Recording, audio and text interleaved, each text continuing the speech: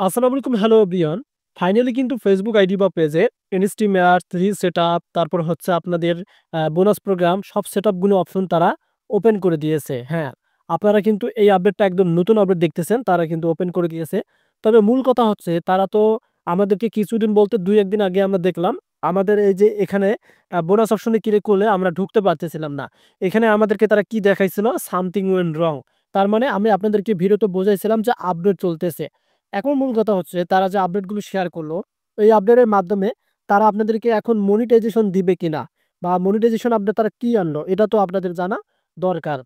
So এখান থেকে আমি যদি একটু ব্যাক বাটনে ক্লিক করে আবার ইনস্টিমার্টসে ক্লিক করি, তাহলে দেখবেন যে আমাদের ইনস্টিমার্টসও কিন্তু ওপেন হচ্ছে। হ্যাঁ, এটা কিন্তু আমরা রিসেন্টলি ওপেন করতে পারছিলাম না। বাট আজকে তারা একটু আগে দেখলাম আপডেটটা শেয়ার করলো। এই কারণে আপনাদের জন্য আমি ভিডিওটাও কিন্তু শেয়ার করলাম। সো যারা এখন পর্যন্ত ভিডিওতে লাইক করেন তারা দ্রুত একটা ভিডিওতে লাইক করুন।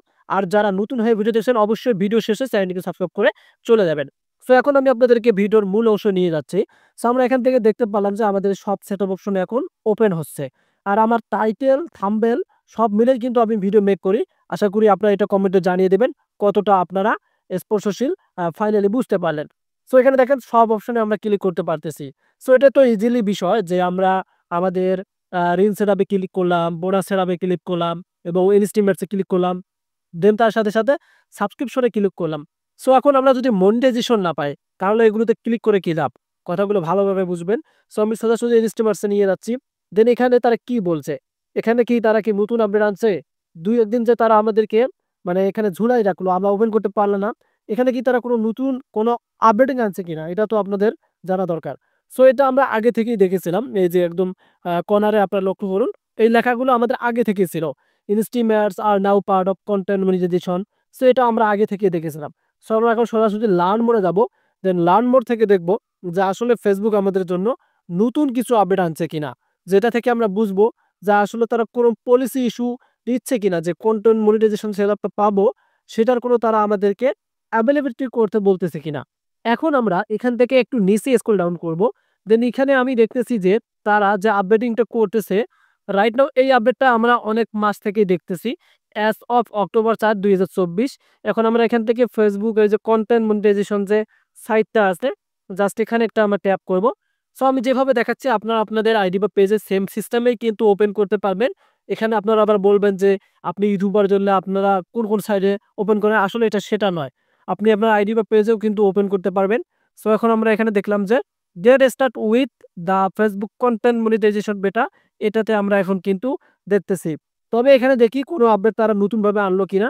এই লাইনটা আপনারা একটু লক্ষ্য করুন। এই যে এই লাইনটা একটু লক্ষ্য করুন। এই বক্সটা।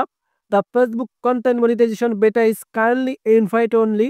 Will it is in testing. If you have not received an invite, you can express interest in participating in this form. তো আমাদেরকে তারা কি করবে? আমাদেরকে কনটেন্ট সেটআপটা তারা প্রথমত ইনভাইটের মাধ্যমে জানাবে। মানে আমরা যদি আবেদন করি সেটার ক্ষেত্রে হবে না। তবে এখানে একটা ইন্টারেস্ট সম্পর্কে তারা বলে দিয়েছে যে interested in a participating in the form. এটা চাইলে আপনি Facebook টিমের কাছে অ্যাপ্লিকেশন দিতে পারেন। সেটা যে তারা একদম সিউরলি সেটা কিন্তু নয়। এখন আমি আপনাদেরকে আ দেখাবো যে তারা আরো কি আপডেট এখান থেকে আনলো। সো নতুনভাবে এখানে প্রথমত কোনো আপডেট আসেনি এখানে। নিচে আমরা দেখব। সো এই ৩ টা কিন্তু আগেই ছিল।